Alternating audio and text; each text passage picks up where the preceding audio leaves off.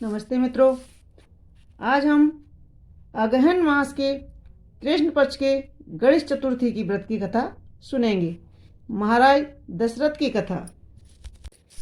पार्वती जी ने गणेश जी से पूछा, अगहन कृष्ण चतुर्थी संकटा कहलाती है, उस दिन किस गणेश जी की पूजा किस रीति से करनी चाहिए। गणेश जी ने उत्तर दिया, हे हिमालय नंदिनी, अगहन में पूर्वोक्त रीति से गजानन नामक गणेश जी की पूजा करनी चाहिए। पूजन के बाद अर्घ देना चाहिए। दिन भर व्रत रहकर पूजन के बाद ब्राह्मण को भोजन कराकर जौ, तिल, चावल, चीनी, घृत का शाकल बनाकर हवन करावें तो वह अपने शत्रुओं को वशीभूत कर सकता है। इस संबंध में हम तुम्हें प्राचीन इतिहास सुनाते हैं। त्रेता युग में दशरथ नामक एक प्रतापी राजा हो चुके हैं। वे आखेट प्रिय थे।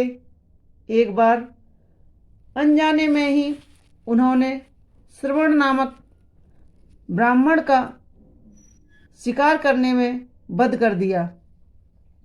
उस ब्राह्मण के अंधे माँ बाप ने राजा को श्राप दिया कि जिस प्रकार हम लोग पुत्र शोक में मर रहे हैं, उसी भांति तुम्हारा भी पुत्र शोक में मरण होगा। इससे राजा को बहुत चिंता हुई। उन्होंने पुत्रेष्टि यज्ञ कराया। फलस्वरूप जगदीश्वर राम ने चतुर्भुज रूप में अवतार लिया। भगवती लक्ष्मी जानकी के रूप में अवतरित हुई। पिता की आज्ञा पाकर भगवान श्री राम ने सीता जी और लक्ष्मण के साथ वन में खरदूषण आदि राक्षसों का वध किया।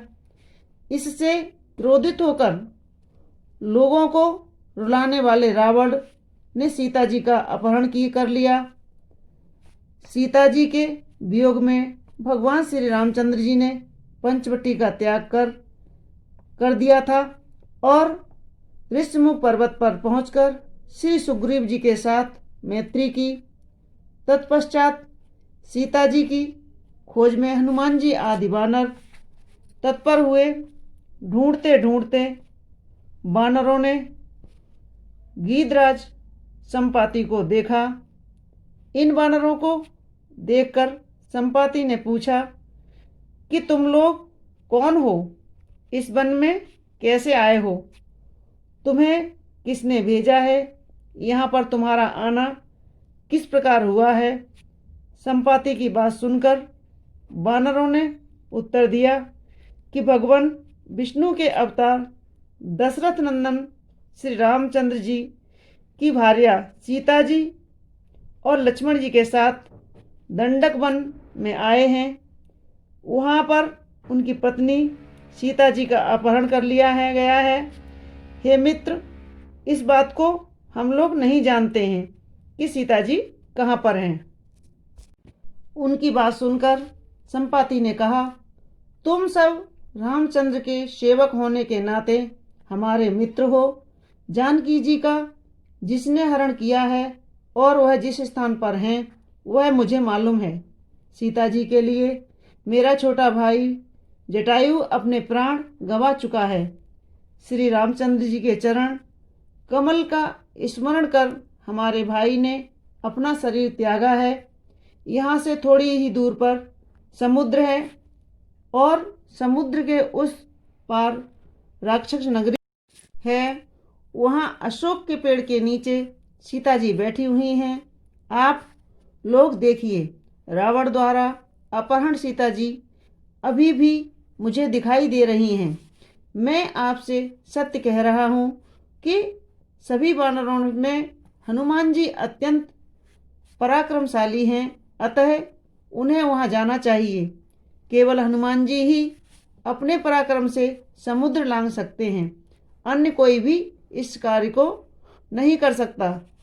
संपाति की बात सुनकर हनुमान जी ने पूछा, हे संपाति, दुस्तर समुद्र को मैं किस प्रकार पार कर सकता हूँ? हमारे सब वानर उस पार जाने में असमर्थ हैं, तो मैं ही अकेला कैसे पार जा सकता हूँ। हनुमान जी की बात सुनकर संपाति ने उत्तर दिया, हे मित्र, आप संकटनाशक गणेश का व्रत कीजिए। उस व्रत के प्रभाव से आप समुद्र को क्षण मात्र में पार कर लेंगे। संपाति के सुझाव से संकट चतुर्थी के उत्तम व्रत को हनुमान जी ने किया। हे देवी, इसके प्रभाव से क्षण भर में समुद्र को लांघ गए। इस लोक में इसके समान सुखदायक दूसरा कोई व्रत नहीं है। श्री कृष्ण जी कहते हैं, महाराज युधिष्ठिर, आप भी इस व्रत को कीजिए। इस व्रत के प्रभाव से आप क्षण भर में अपने शत्रुओं को जीतकर संपूर्ण राज्य को अधिकारी बनेंगे।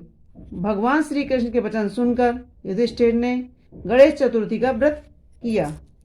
दोस्तों, यह थी अगहन गणेश चतुर्थी की व्रत की कथा। आपको हमारी कथा कैसी लगी हमें कमेंट्स बॉक्स में ज़रूर लिखें और हमारे वीडियो को लाइक करें, शेयर करें और सब्सक्राइब अवश्य करें। धन्यवाद।